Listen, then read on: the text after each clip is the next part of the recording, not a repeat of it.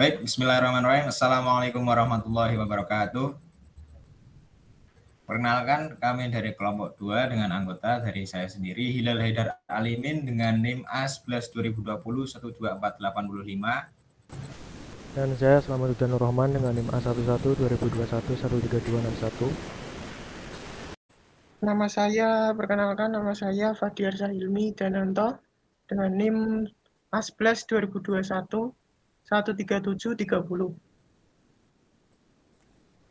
Saya Naufal Ifa Maulana Ramadan dengan NIM A11 2020-12478.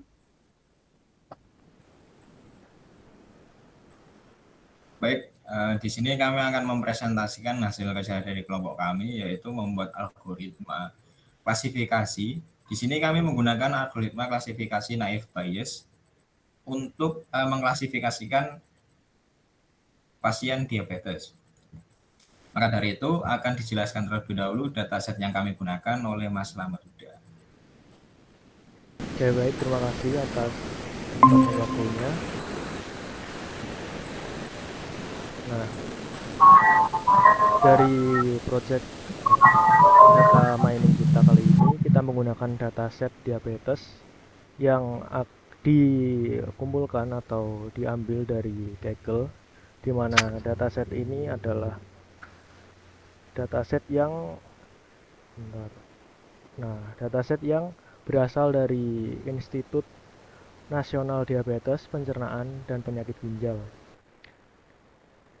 Dan dataset ini sendiri ada 9 atribut dan juga diambil dari para pasien pengidap penyakit diabetes, di mana semua pasien tersebut adalah wanita dengan usia minimal 21 tahun. Oke, tapi sebelum penjelasan ke dalam datasetnya akan saya singgung sedikit mengenai apa itu diabetes, teman-teman. Oke, diabetes sendiri adalah suatu penyakit di mana kita atau tubuh kita tidak bisa mengontrol kadar gula dalam darah kita. Hal ini terjadi karena berbagai macam faktor ya, teman-teman. Yang pertama, faktor yang paling dominan itu biasanya kadar gula dalam darah tidak bisa diseimbangkan atau tidak bisa diserap oleh tubuh. Karena ada beberapa hormon yang berfungsi untuk melakukan hal tersebut, akan tetapi tidak ada, maksudnya tubuh kekurangan hormon-hormon tersebut. Dan juga ada beberapa gejala yang dapat kita lihat dari pasien yang menderita penyakit diabetes tersebut. Nah, untuk gejala yang pertama itu adalah seseorang yang mengidap penyakit diabetes biasanya akan memiliki nafsu makan yang besar, di mana dia mudah kelaparan atau mudah merasa lapar dan juga mudah merasa lelah. Akan tetapi di dalam tubuh sebenarnya glukosa yang diambil dari makanan itu tidak dapat diserap dengan baik. Maka dari itu tubuh merasa masih kekurangan energi. Padahal sebenarnya glukosa di dalam tubuh itu sudah melebihi batas yang dibutuhkan gitu. Nah, karena hal tersebut maka dorongan untuk makan, makan dan makan itu menjadi lebih besar, sehingga glukosa dalam tubuh berlebih dan tidak dapat dialokasikan dengan baik gitu. Dan yang kedua adalah yang biasanya paling sering ada, yaitu kencing atau air kencingnya itu terasa manis karena itu tadi glukosa di dalam tubuh tidak terserap dengan baik, maka dari itu dikeluarkan lewat saluran air kencing tersebut. Dan selanjutnya mulut biasanya terasa kering dan kulit itu terasa gatal, dan juga lambat ketika terjadi luka itu penyembuhannya berlangsung lebih lambat. Nah, oke, itu beberapa penyebab umum yang biasanya dapat dilihat dari seseorang yang menderita penyakit diabetes. Nah, lalu kita masuk ke dalam dataset, yang dimana tadi saya bilang dataset ini berasal dari Institut Penyakit atau Institut Diabetes Nasional yang menangani atau mengeluarkan atau menangani bagian diabetes, penyakit ginjal dan juga penyakit pencernaan, yang data ini diambil dari 21, maksudnya dari wanita yang berusia 21 tahun minimal. Nah, di dalam dataset ini ada 9 atribut utama yang dicantumkan. Dan untuk atribut pertama yaitu pregnancies atau jumlah kehamilan, dimana tadi kan data training atau sampel yang diambil itu semuanya wanita. Jadi di sini ada atribut jumlah kehamilan yang dialami atau yang pernah dialami oleh wanita tersebut. Lalu yang kedua ada glukos atau kadar gula darah yang berada ya itu tadi di wanita tersebut. Lalu ada yang selanjutnya ada blood pressure atau tekanan darah, di mana ini memiliki keterkaitan dengan diabetes. Dimana kalau misal tekanan darahnya tinggi atau menderita penyakit hipertensi, maka kadar insulin di dalam tubuh itu menurun, yang mengakibatkan kadar gula dalam darah menjadi sulit untuk dikontrol. Dan yang selanjutnya ada skin tightness, di mana ini adalah ketebalan kulit. Lalu ada insulin tadi yang sempat saya singgung, yaitu hormon untuk mengontrol kadar gula dalam darah yang dihasilkan oleh pankreas. Lalu ada BMI atau body mass index. Ya, ini adalah indikator yang digunakan untuk mengukur seberapa ideal berat badan kita. Karena itu tadi, kalau semisal berat badan kita berlebih, maka penyakit diabetes akan lebih mudah menyerang atau lebih mudah terkena penyakit diabetes jika itu tadi massa atau berat badan kita tidak ideal. Oke, yang selanjutnya adalah diabetes pedigree function, di mana ini adalah riwayat diabetes yang pernah terjadi di dalam keluarga pasien. Ya, seperti yang kita ketahui, diabetes adalah penyakit yang menurun, di mana kalau semisal di keluarga kita ada yang punya riwayat diabetes, maka keturunannya akan lebih mudah atau berkemungkinan lebih besar untuk menderita penyakit diabetes tersebut. Lalu yang selanjutnya ada age atau umur, di mana tadi disebutkan umur adalah itu minimal 21 tahun dari data yang kita ambil dari sampelnya. Dan yang terakhir ada outcome atau hasil. Hasil yang kita ambil di sini hanya memiliki dua value atau dua nilai. Nilai yang pertama itu bervalue atau bernilai 1, yang menunjukkan bahwa sampel itu menderita diabetes, dan value kedua itu bernilai 0 yang menunjukkan bahwa itu negatif atau tidak menderita diabetes. Nah, dalam dataset ini ada 768 data yang akan kita olah, di mana 75% akan kita gunakan sebagai data training. Ya, bisa dilihat di situ ada 75% digunakan menjadi data training, yang berarti ada 576 data. 75% dari 768 data tersebut akan kita gunakan menjadi data training, dan sisanya yaitu 190 data akan kita gunakan menjadi data testing, di mana untuk mengetes data yang sudah kita train tadi. Oke, mungkin cukup sekian penjelasan dataset yang bisa saya sampaikan. Untuk selanjutnya bisa saya serahkan ke teman-teman. Baik, yang selanjutnya adalah penjelasan dari codingan algoritma naive Bayes untuk memprediksi diabetes. Yang pertama-tama akan dijelaskan oleh Mas Dier. Silakan. Baik, terima kasih. Untuk saya akan menjelaskan beberapa coding dari hasil data mining di kelompok kita. Yang pertama adalah mengimport beberapa library, yaitu seperti NumPy, Matplotlib, kemudian ada juga Pandas. Untuk NumPy akan disingkat menjadi NP, kemudian Matplotlib disingkat sebagai PLT, dan Pandas disingkat sebagai PD. NumPy sendiri digunakan untuk komputasi numerik dan manipulasi array. Dan Matplotlib digunakan untuk memvisualisasikan data Kemudian Pandas digunakan untuk mengolah data dan juga bisa mengimpor lalu diolah dan dianalisa data tersebut. Kemudian dijalankan library-nya. Lalu ada juga untuk mengimport file yang ditampung di dalam drive.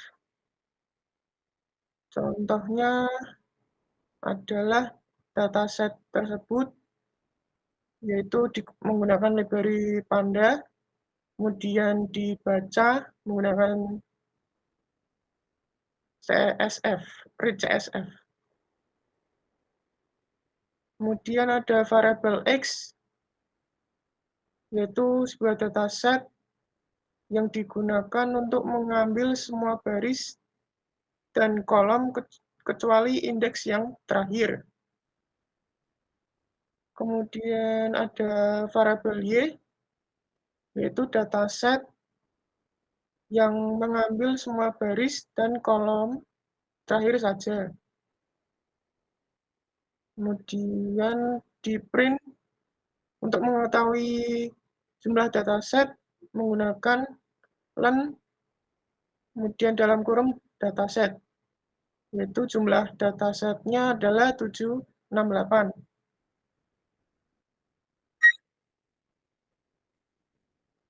Untuk selanjutnya ada scalan model selection, kemudian import test split, yaitu sebuah library untuk data mining atau machine learning yang digunakan untuk membagi dataset menjadi data training dan data testing. Kemudian ada variabelnya, ada xtrain untuk data trainingnya, kemudian xtest untuk data testing dari variabel x, kemudian xtrain yaitu data y dari data training. Kemudian ada y-test, ya, kemudian 4 variabel tersebut menggunakan train test split, yaitu variabel x, y, dan test size, random, dan random state. Untuk tes size-nya sendiri adalah 25%, yaitu dari jumlah data testingnya. Jumlah data testingnya menjadi 192, kemudian data trainingnya 576. Dari 75% semua dataset tersebut. Kemudian untuk selanjutnya ada standard scalar, yaitu disingkat menjadi SC. Kemudian ada variabel lainnya seperti xtrain dan xtest. Variabel yang tadi di fit transform, kemudian ada xtest-nya juga ditransform. Untuk fit transform tersebut digunakan untuk menghitung nilai rata-rata dan standar deviasi dan mentransformasikan nilai-nilainya. Kemudian untuk transformnya digunakan mengubah nilai-nilai berdasarkan min atau nilai rata-rata dan standar deviasi. Lalu dijalankan hasilnya seperti ini. Baik, selanjutnya akan dijelaskan oleh anggota lainnya. Terima kasih. Baik, di sini saya akan melanjutkan penjelasan dari codingnya. Setelah kita melakukan normalisasi dengan menggunakan standar scalar, kita akan melakukan pelatihan untuk model naive Bayes yang sudah kita buat atau yang sudah kita rancang. Di sini kami menggunakan library dengan modul Gaussian NB atau Gaussian naive Bayes. Kenapa kita menggunakan Gaussian naive Bayes? Karena ini adalah salah satu modul naive Bayes yang digunakan untuk data numerik. Karena yang tadi sudah dijelaskan oleh Mas Huda sendiri ya, kita juga menggunakan seluruh data di atribut dataset kita itu bertipe numerik. Maka dari itu kita menggunakan Gaussian NB sebagai modul untuk naive Bayes-nya. Nah, di sini Gaussian NB akan dimasukkan ke dalam variabel classifier dan juga akan melatih dengan menggunakan parameter dengan fit ya, classifier.fit untuk melatih data xtrain dan ytrain. Seperti itu. Lalu setelah dimodelkan, setelah dilatih algoritmanya, kita akan memprediksi model tadi menggunakan parameter xtest yang digunakan untuk memprediksi dataset berdasarkan model yang telah dilatih ya. Di sini ada classifier.predict dengan parameter xtest. X underscore test ini adalah data testing ya, yang akan diprediksi dengan model yang sudah dilatih tadi, lalu akan disimpan ke variabel y underscore pred. Nah, setelah kita melakukan prediksi dataset tersebut dengan model yang sudah dilatih, kita menguji evaluasi algoritma naive Bayes yang sudah kita buat, yaitu dengan menggunakan confusion matrix. Di sini kami menggunakan confusion matrix, dua modul confusion matrix, yaitu confusion matrix dan confusion matrix display.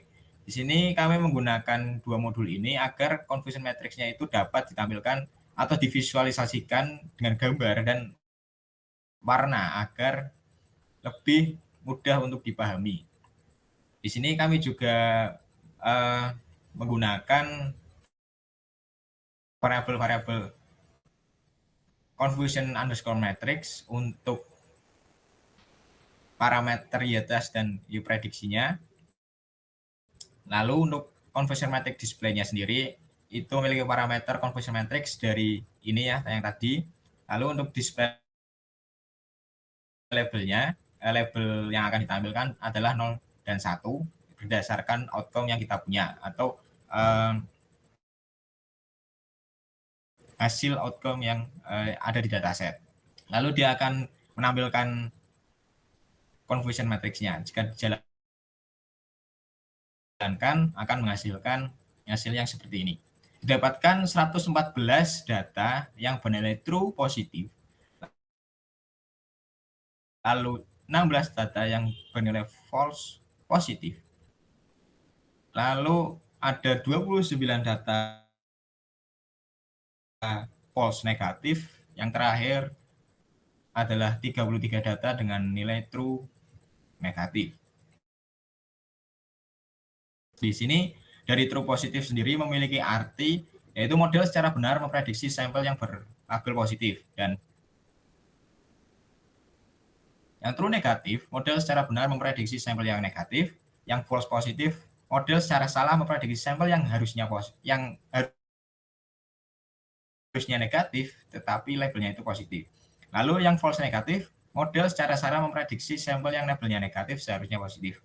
Tujuan dari confusion matrix ini adalah untuk mengevaluasi kinerja algoritma naive Bayes, di mana seharusnya itu baiknya adalah untuk mencapai true positif dan true negatif sebanyak mungkin dan meminimalkan false positif dan false negatif seminimalis mungkin. Nah, jika seluruh data dari nilai-nilai ini ditambahkan, maka akan menghasilkan total data uji. Seperti itu ya. Lalu untuk selanjutnya adalah classification report. Di sini kami membuat classification report untuk mengetahui berapa dari presisi recall F1 skor dan akurasi yang dimiliki oleh model tadi ya. Di sini akurasi skornya ada 0,77 atau 77% yang dihasilkan dari 192 data testing atau 192 data uji yang telah kita uji di algoritma kami. Dari mana 130 data itu yang tidak terkena dan yang 62 data yang terkena diabetes. Untuk precision sendiri itu ada 0,80 dan 0,67, recall 0,88 dan 0,53, dan F1 skornya 0,84 dan 0,59. Presisi itu digunakan untuk menghitung rasio prediksi benar positif dibandingkan dengan keseluruhan hasil yang diprediksi positif. Lalu untuk recall sendiri, merupakan rasio prediksi benar positif dibandingkan dengan keseluruhan data yang benar positif. F1 skor adalah perbandingan rata-rata presisi dan recall yang dibobotkan. Untuk support sendiri adalah jumlah datanya ya. Baik, selanjutnya akan dilanjutkan oleh Mas Naufal.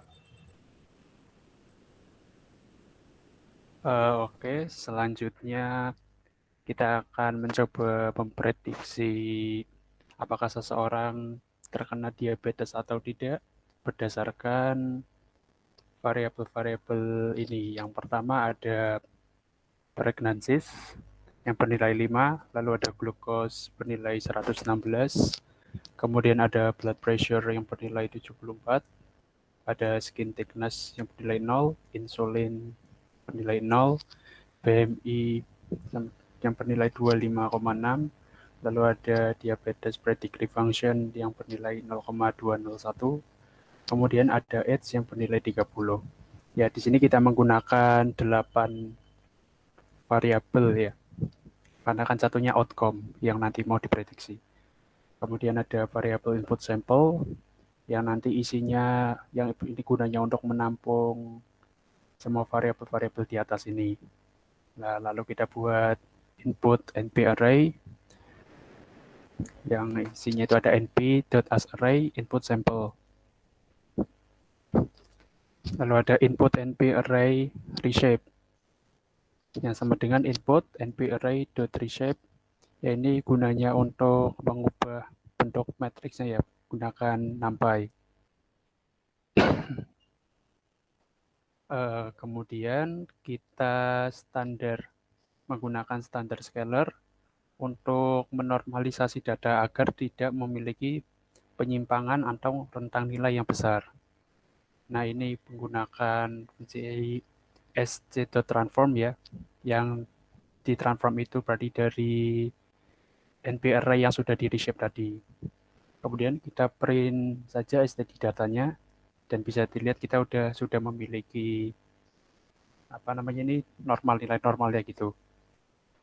Kemudian selanjutnya ada variable prediction yang isinya itu ada classifier.predict.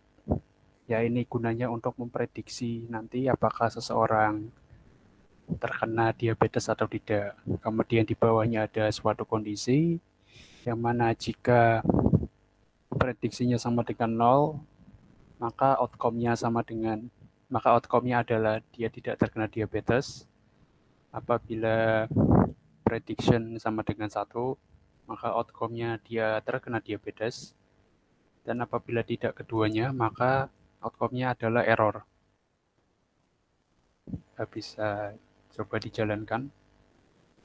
Nah, berdasarkan data-data di atas, variabel di atas tadi yang pregnancies itu nilai-nilainya bisa dilihat bahwa prediksi ini menyatakan bahwa orang tersebut tidak terkena diabetes.